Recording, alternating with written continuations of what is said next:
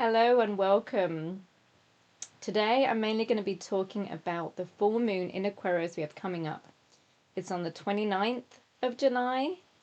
It's going to happen at 6 degrees and 30 minutes. And it will be at 3:36 p.m. British summertime, but please adjust for wherever you are in the world.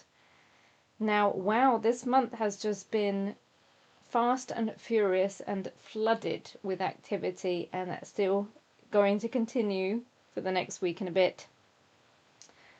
There's been a lot of talk on the internet about the basket pattern that we have, Barbault basket pattern that we have. So I'm going to talk a little bit about that and a little bit about this Aquarian full moon. And I think we can safely say that we're very much now in the age of Aquarius, and Aquarius by its very nature energetically is going to be speedy. So this may be a generation that's kind of going to end before it really starts. So it's fascinating to be here at this particular time. There's a few words that we can associate with Aquarius, and some of them I think are more obvious and popular, maybe, like genius, the crazy scientist, the weirdo of the zodiac, the liberator, the rebel. But there's a few other words I associate with Aquarius that maybe take a little bit more thinking about. And one of those words is rupture. And when I was very young, I was about 18 years old, my grandfather walked to the hairdresser's and he had his hair cut, and he was on his way back when he fell to the ground. And what had happened is he had a rupture inside the arteries in his body, and it impacted on his heart. Now, my granddad was very fortunate. Some friends actually found him and take him to A&E, and he had a triple bypass surgery, and he survived surgery. But on that particular day, Uranus in his chart was attacking Leo representing the heart. On the 15th of February 2024, so fast forward, I experienced my own rupture. My heart literally changed shape. And transiting Uranus was exact on my Chiron in the 4th and squaring my Mars in the 8th house. The sign on the cusp of my 8th house is Leo. I'll put some of the aspects below because it's always fascinating when we go through such pivotal events in our life to see the astrology around them. So it's quite fascinating. So I'm going to pop that below for anyone who's interested. But Aquarius was huge at that particular time. My energy is very, very sensitive to Uranian and Aquarius energy in the chart. It literally floods my nervous system. So quite fascinating.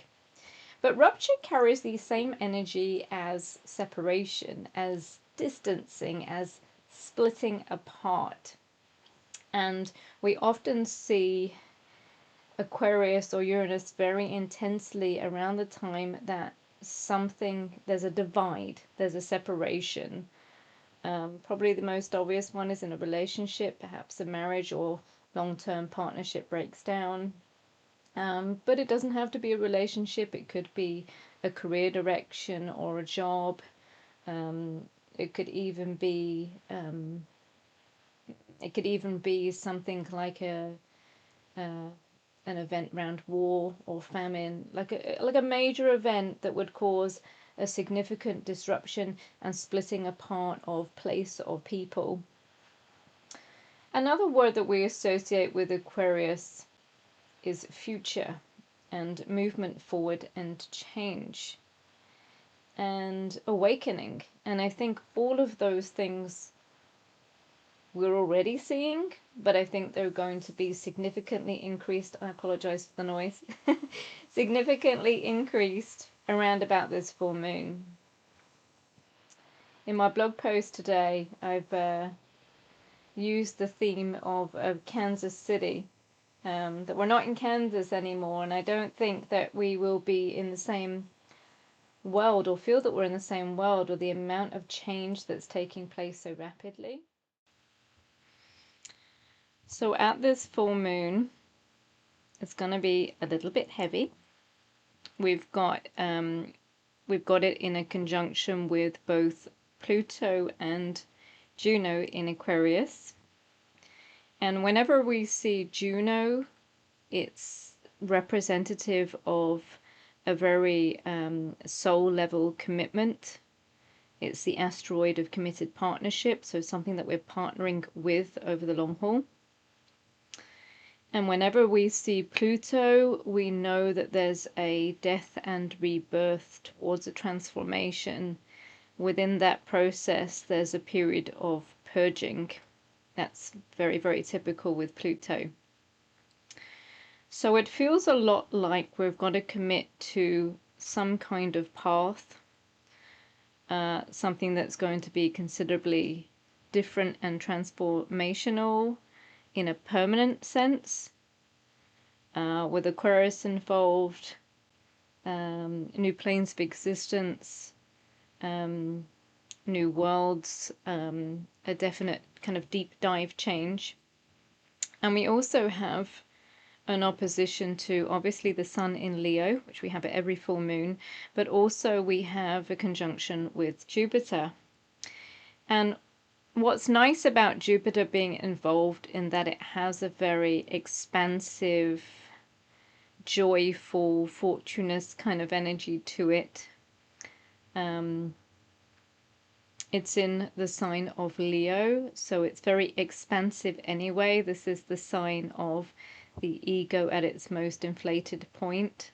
So it's very confident and kind of regal sun. But also there's a representation of self-actualization, what we can create.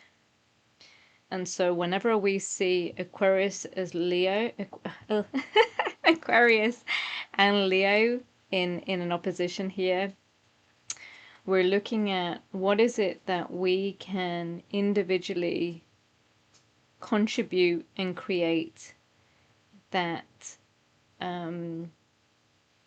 becomes mass, that is designed for the collective or for humanity as a whole. So it's the one towards the many.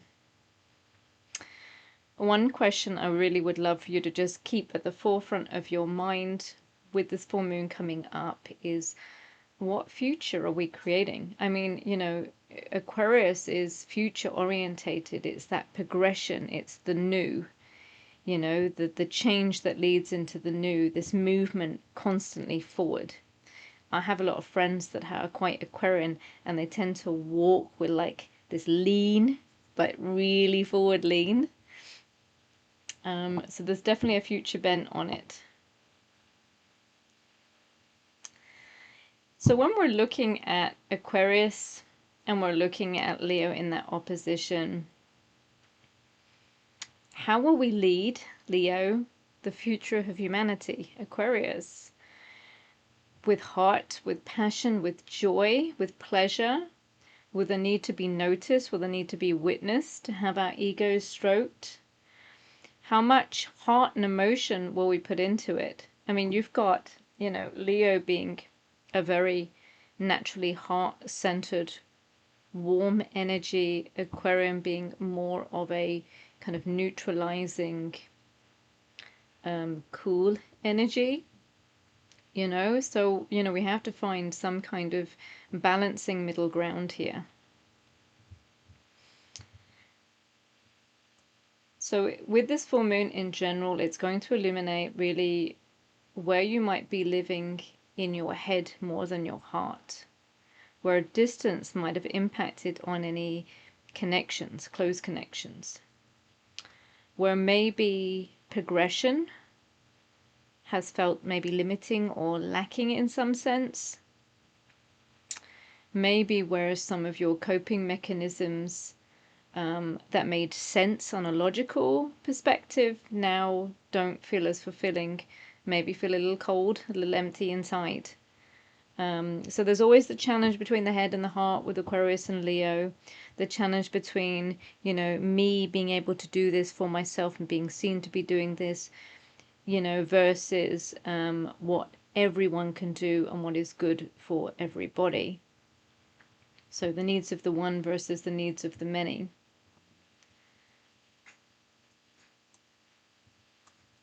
With the shadow side of Aquarius, we can look at things like intellectual superiority, maybe using the tactic of distance as a way to self-protect,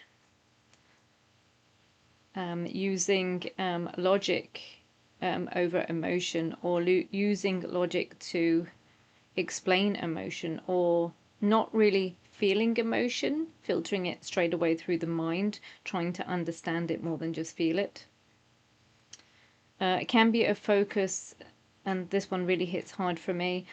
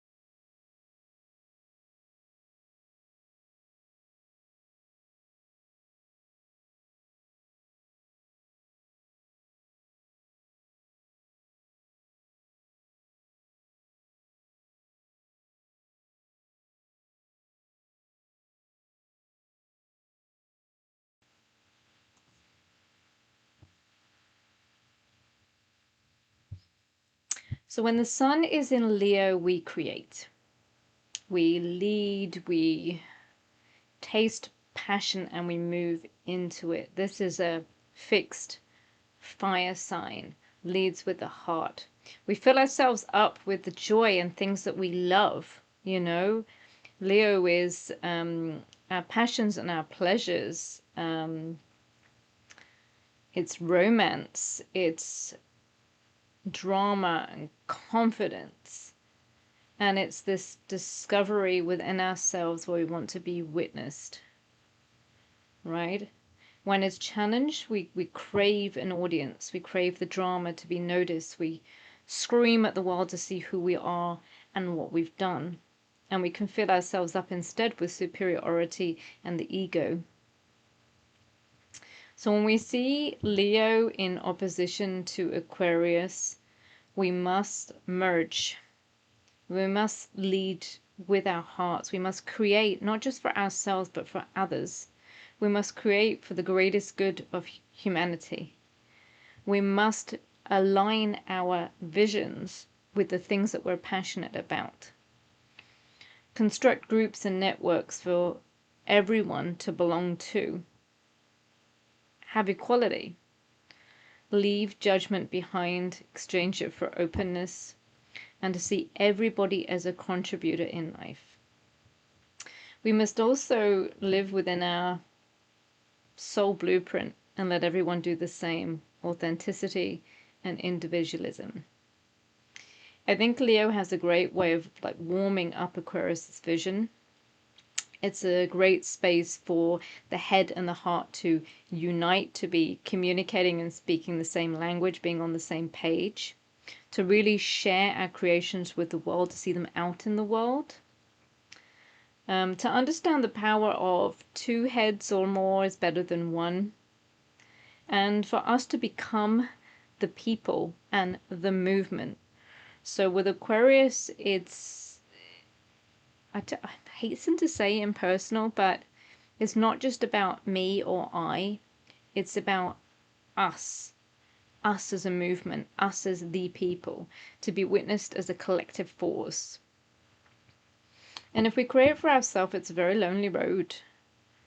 You know, we might have that spark of creative fire, but if we're not acting out the Prometheus side of Aquarius, you know, Prometheus stole the fire from the gods and gave it to the people. He distributed power.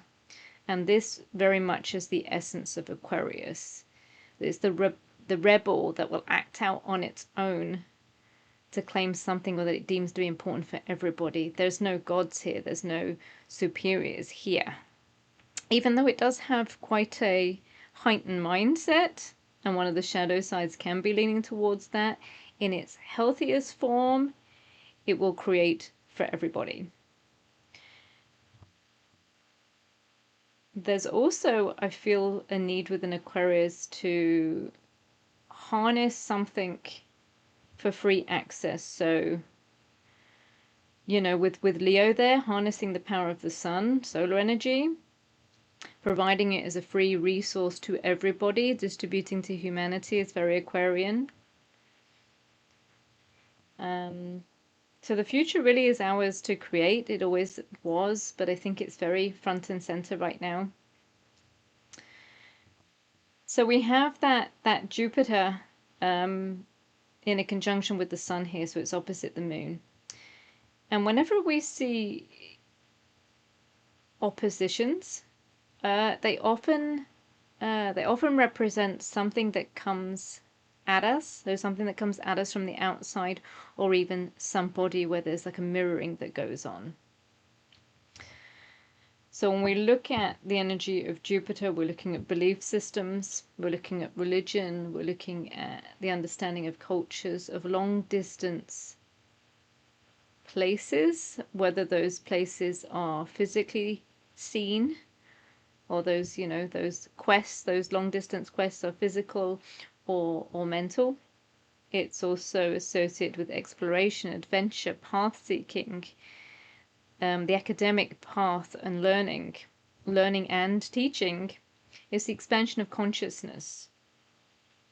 Spiritual gurus, the wisdom of seeing the multiplicity within the world in people, religious texts, spirituality, and in places. So if the moon in Aquarius grows in awareness of all that inhabit the earth, then Jupiter shows us the diversity of all of those people. And the moon here may seek change in our principal beliefs. It may need to explore the world or expand into it and share its vision.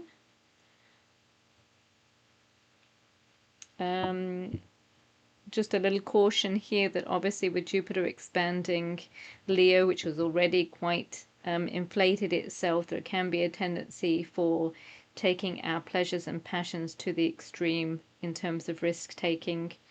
You know, Jupiter can expand and exaggerate things quite a bit, so just to be aware of that. And then I want to talk a little bit about something that is going a little bit crazy over the internet at the moment, and that's Barbault's basket, which I give you a link to my blog post, and you'll be able to see a visual of the basket.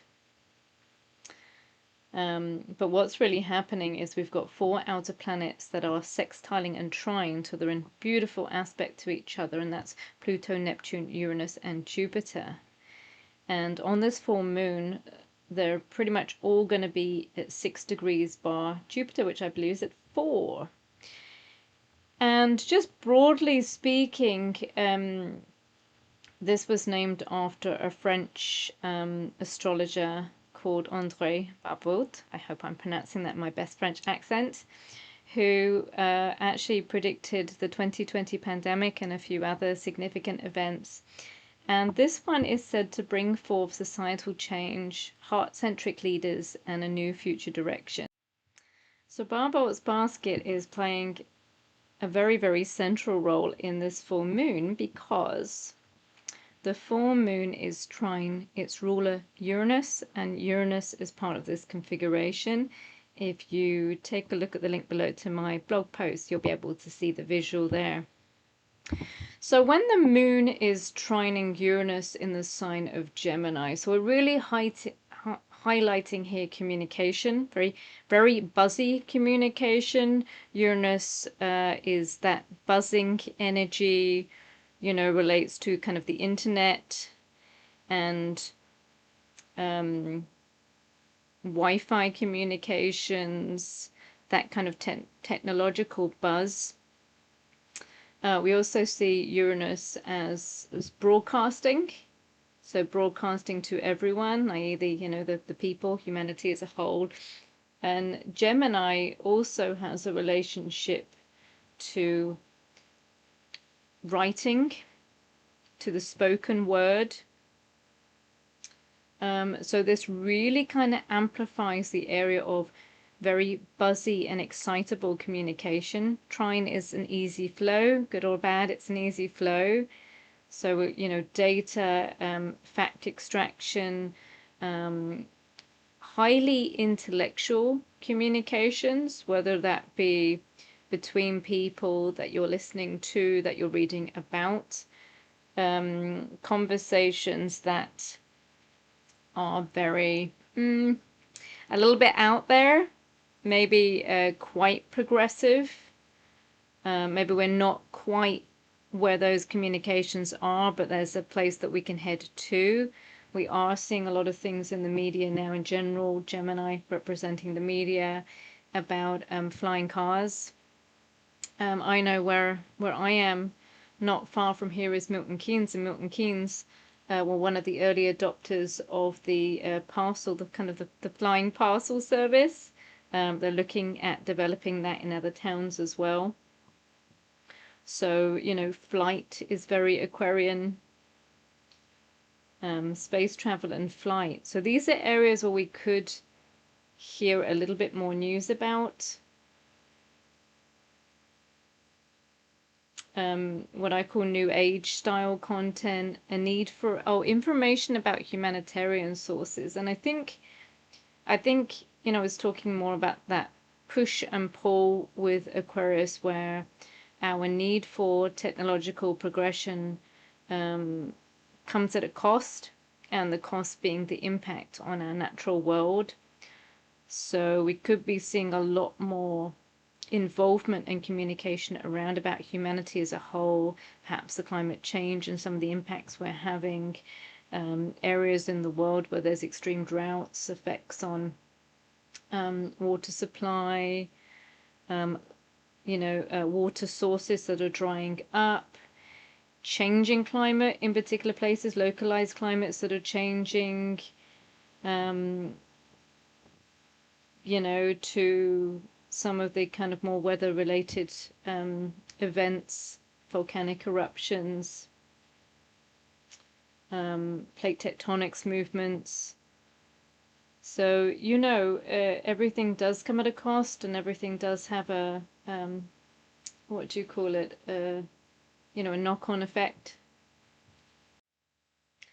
So as Barbault's basket is playing a very lead role in this full moon, let's talk a little bit about this very fascinating French mundane astrologer, André Barbault.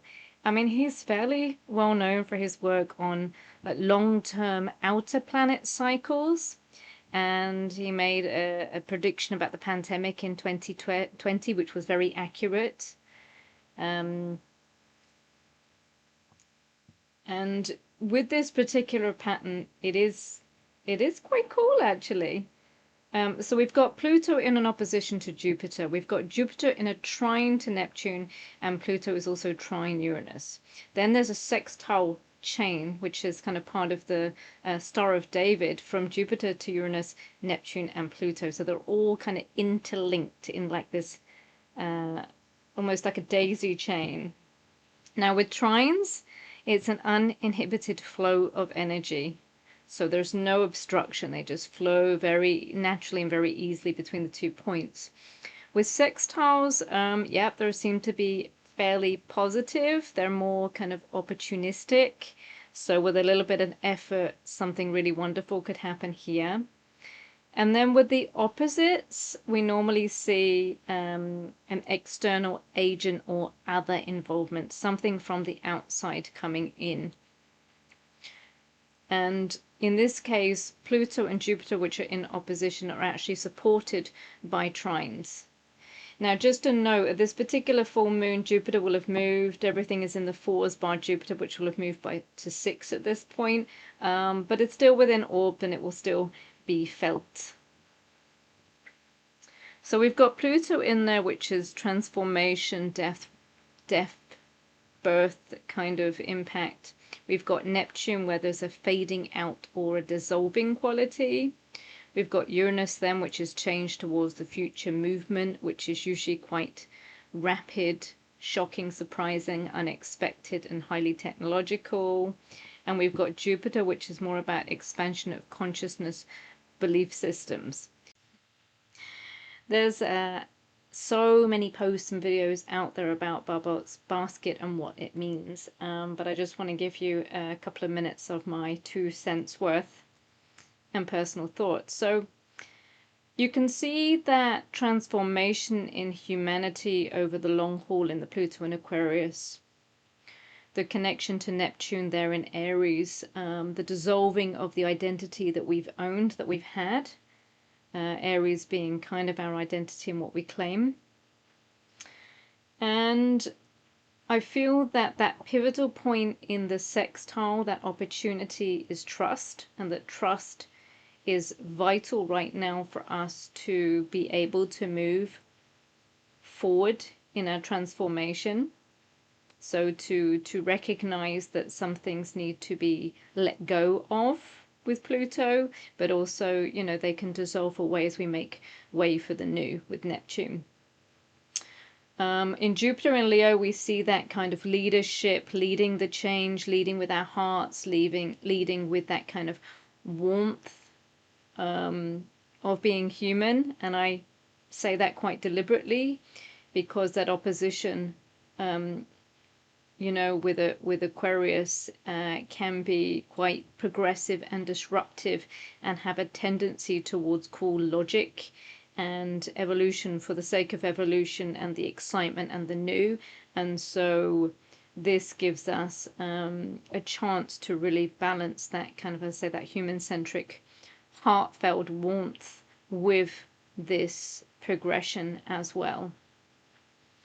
Uranus in Gemini is really affecting how we think, communicate, and how we use technology as a platform to bridge distances. I think that's a real positive take on Aquarian energy.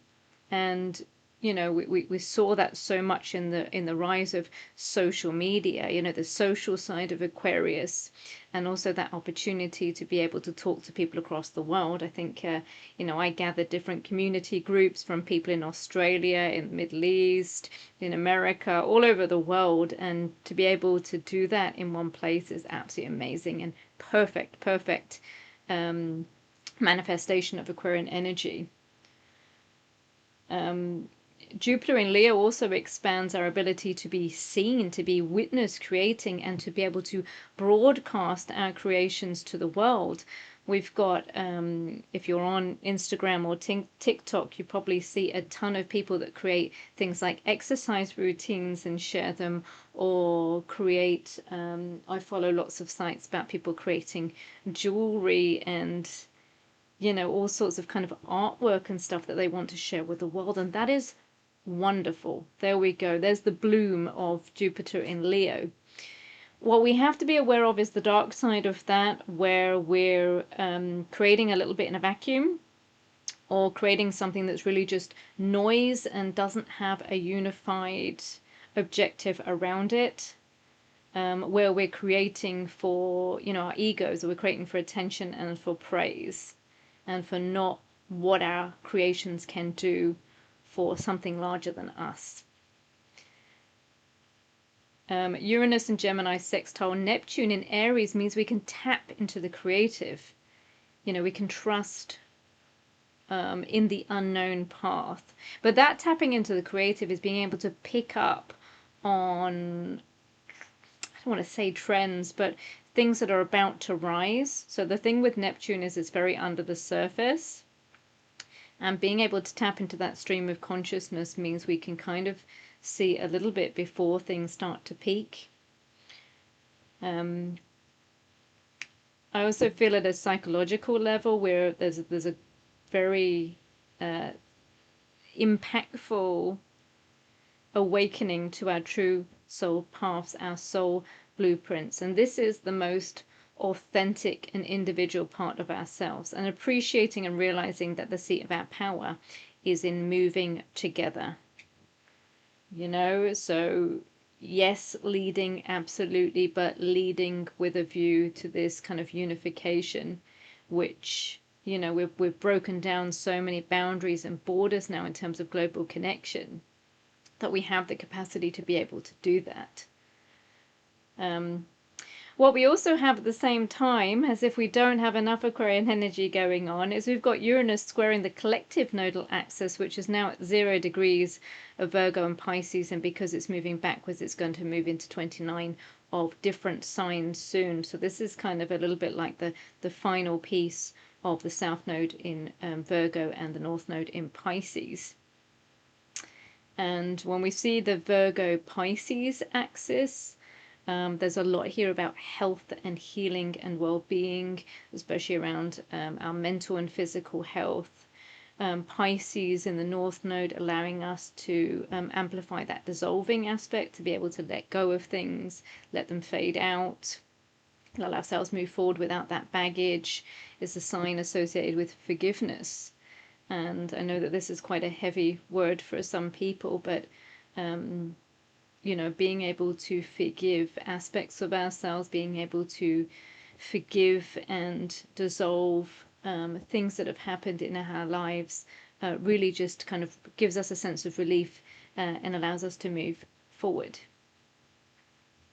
So I'm going to close now, as I always do, with a few questions for you to meditate on or have a muse about before this full moon, but even afterwards too, as it hits. And then I'm going to leave you with one ritual. There's plenty of questions and other rituals, and there's also a lot more information on the blog site along with the visuals. I will put the links below. So some of the questions here. Okay, I've got 3 for you. So here's the first one. Where have I been emotionally distant without meaning to be? You know, bearing in mind that Aquarius can have a tendency, especially with the moon there, to emotionally evade or emotionally separate or emotionally take space being very much Aquarian. And space is all good and well, but it does sometimes limit our ability to be able to connect as well. What future version of myself am I stepping into? You know, so there's always a sense of the present moment and the past in relation to the present, and the future in relation to the present moment. And, you know, we kind of live all of them all at the same time, thinking about what was and has been, and also visualizing and in motion towards what will be. And so right now in this present moment, when you consider who you will be in the next moment, who you will be next week, who you will be next year, what do you visualize? And with such strong Aquarian energy, it's a great time to call on kind of your higher self, to create that vision of who you want to be. And how do I protect myself through detachment? This is a real psychological one here. And I think it often kind of goes a little bit under the radar, that we have to kind of think and dig quite a lot for that one. So just one ritual here, and this one's called nervous system softening. And Uranus as an energy does relate to the brain and the nervous system. So it can make us kind of jangly or buzzy if it's activated. I know it definitely happens for me. I have a very strong 11th house and a strong Uranian signature in the chart, and so I tend to be wired most of the time at a low level. But something I do and something this ritual talks about is absolutely brilliant. So it's grounding. It's basically getting that earth energy into the body. And one really simple way of doing that is to take your shoes and socks off and get outside and just walk on the bare earth. Ideally, you want kind of grass and ground, or even sand if you're near a beach is really nice too. If you don't want to head outside, another way of doing it is to have a warm bath. Maybe put in some natural salts in there as well. And then a third way is to do a grounding meditation. So really just take the Aquarian space, and while you're meditating, do a full body scan and imagine that your feet are anchored to the earth, that you feel your roots in the earth. We have to bear in mind too that Aquarius can be very up there. It's space, it's aviation, it's expanding through the head. So it can be a little air, high kind of air, kind of pie in the sky kind of way. So really just having that sense of, yes, we're expanding up here, but we're also breathing and rooting into the ground and anchoring ourselves at the same time. Thank you so much for listening. Wonderful as always. All of the links are below. If you've got any questions or any thoughts, you can comment to me on YouTube, or I'm also on Instagram and TikTok, and I'd love to hear from you.